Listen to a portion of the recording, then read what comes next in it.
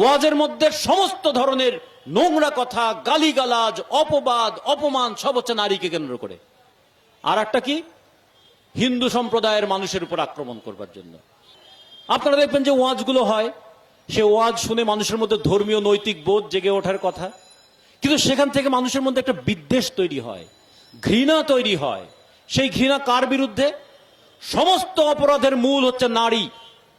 ওয়াজের মধ্যে সমস্ত ধরনের নোংরা কথা, গালিগালাজ, অপবাদ, অপমান সব হচ্ছে নারীকে কেন্দ্র করে।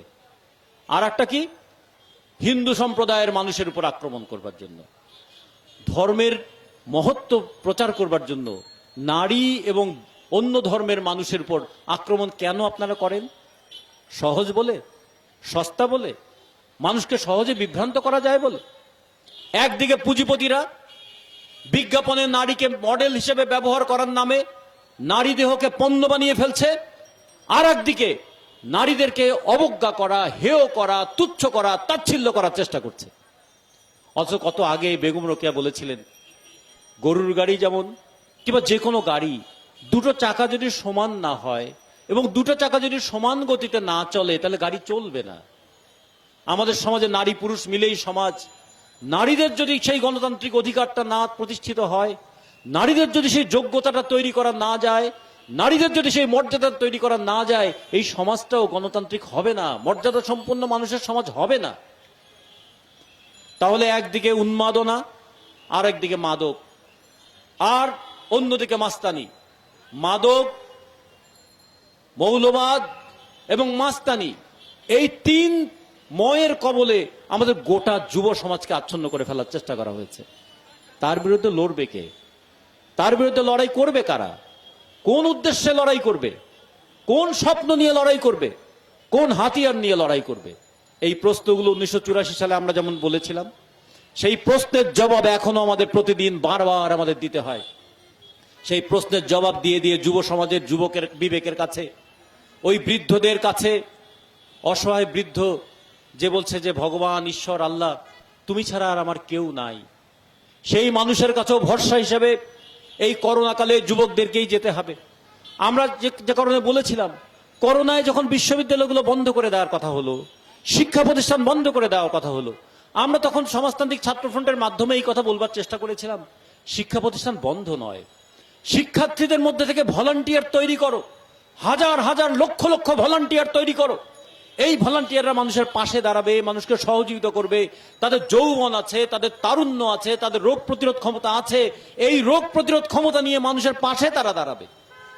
একটা বছর তারা ঘরে বসে থাকলো, এই একটা বছর তাদের বয়স বাড়লো, তারা সমাজের কোনো কাজে কি লাগলো?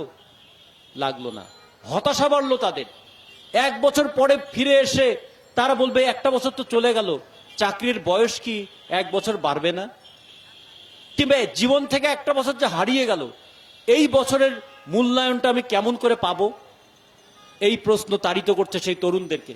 কিন্তু যদি রাষ্ট্র এরকম হতো, এই যুবক তরুণদেরকে সমাজের যে কোনো ক্রাইসিসে পাশে লাগাতো, যুবকরা বলতো যে আমার যৌবনের শ্রেষ্ঠ সময়টা আমি মানুষের পাশে, মানুষের বিপদে, মানুষের জন্য কাজ করেছিলাম, আমার জীবনের এটা শ্রেষ্ঠতম অর্জন।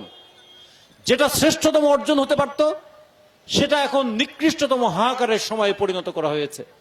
এখান থেকে বোঝা যাবে রাষ্ট্র কি চায় এবং আমরা কি চাই। আমরা চাই মানুষের মর্যাদা, আমরা চাই মানুষের অধিকার, আমরা চাই মানুষের কর্তব্য, এবং আমরা চাই মানুষের একটা সম্মানজনক ভূমিকা। সেই চাওয়ার রাস্তায় সবচেয়ে আগে, সবচেয়ে এগিয়ে থাকবে কারা? সবচেয়ে আগে এগিয়ে থাকবে তরুণ যুবক ছাত্ররা। সবচেয়ে অগ্রসর হবে তো তারাই। তাদের উপর তো এই সমাজ তাকিয়ে আছে, তাদের দিকেই তো মানুষ প্রত্যাশা করে আছে, তাদের দিকে তো মানুষের প্রত্যাশা দু চোখ মেলে মানুষ তাকিয়ে থাকে। ফলে সমাজতান্ত্রিক ছাত্র ফ্রন্ট শুধুমাত্র ছাত্র সংগঠনের কাজের মধ্যেই তার সমস্ত কাজকে সীমাবদ্ধ রাখে নাই। তারা ছাত্র হিসেবে শিখবে, বিশ্বজোড়া পাঠশালায় ছাত্র হিসেবে যেমন শিখবে, তেমনি বিশ্বের সকল মানুষের মুক্তি আন্দোলনের সঙ্গে তারা তাদের নিজেদের অংশকেও নিশ্চিত করবে। তারা বলবে এই বিশ্বের যেখানে নিপীড়িত মানুষের ক্রন্দন, সেখানেই তার পাশে ছাত্র সমাজ আছে, এবং সেই ছাত্র সমাজের অগ্রণী অংশ হিসাবে সমাজতান্ত্রিক ছাত্র ফ্রন্ট আছে। এই প্রত্যাশাটা এবং প্রতিজ্ঞাটা আমরা করেছিলাম। এবং সেই প্রত্যাশা এবং প্রতিজ্ঞা পূরণের পথে একটু একটু করে আমরা এগোচ্ছি। আজকে দেখুন, যখন এই করোনা নিয়ে এই এত কথা, আমরা বলেছিলাম সকল মানুষকে